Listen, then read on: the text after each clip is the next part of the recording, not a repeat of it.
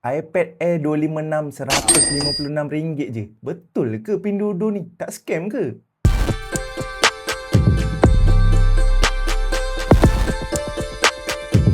Assalamualaikum semua, selamat datang ke channel YouTube Azrul Sophian.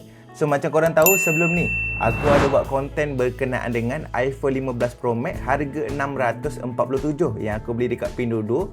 Untuk hari ni, aku akan share satu lagi barang yang aku beli sendiri dekat Pinduoduo, iaitu iPad Air 2. Untuk iPad Air 2 ni dekat Pinduoduo aku beli dengan harga RM156 sahaja. Untuk aku kupas lebih lanjut pasal iPad Air 2 ni, aku nak share sikit lah dia punya detail sebelum korang beli.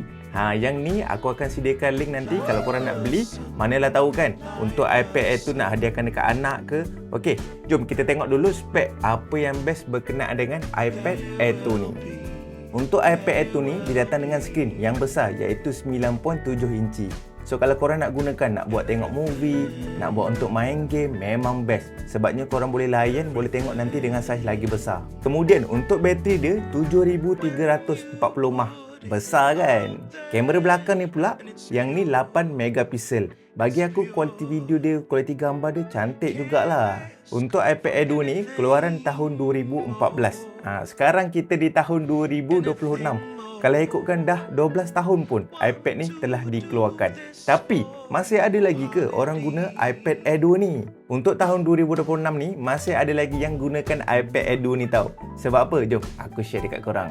Yang pertama, iPad Air 2 ni dia support sehingga iOS 15.8.6.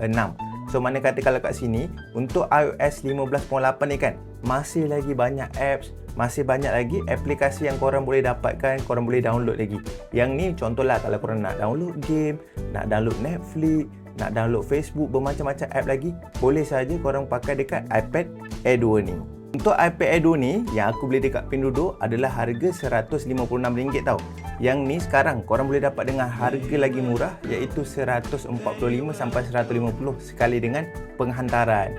So untuk siapa yang sesuai menggunakan iPad Air 2 ni, semestinya untuk ibu bapa yang nak bagi hadiah dekat anak-anak, untuk main game, ataupun untuk student yang nak tengok movie dekat Netflix, nak buat scroll-scroll kan, nak tengok dekat Facebook, boleh je gunakan iPad Air 2 ni.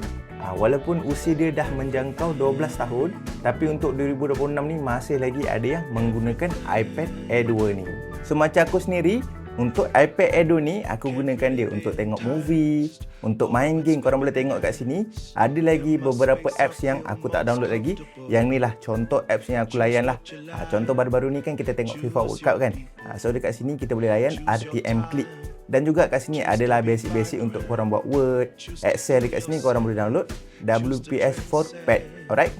So kalau bagi aku dekat Pinduoduo dengan harga RM156 ni, bagi aku okey sangatlah, berbaloi kan.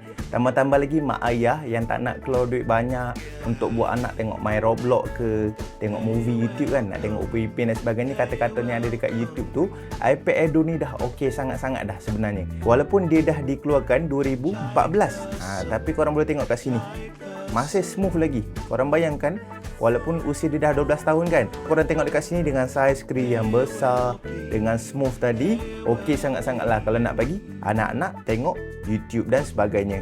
So kalau korang tanya aku, pembelian iPad Air 2 ni dekat Pinduoduo berbaloi ataupun tak kan, jujur aku cakap yang ini di atas minat masing-masing, di atas keperluan masing-masing. Okey, dengan harga RM156 ni bagi aku okey sangat-sangat lah kan. Tambahan pula yang ni, kalau korang nak beli dekat luar tak pastilah pula berapa harga dia. Tapi bagi aku sendiri okey sangatlah untuk harga RM156 ni. Untuk barang ni kan, kalau korang nak dapatkan nanti, aku akan sediakan link. Korang boleh beli dekat situ. Tapi aku nak bagi tahu siap-siap tau. Untuk barangan dekat Pinduoduo ni, yang pertama korang kena tunggu lama. Okey, lebih kurang dalam 20 hari lebih, tak lari lah. Okey, korang kena tunggu. Itu yang pertama.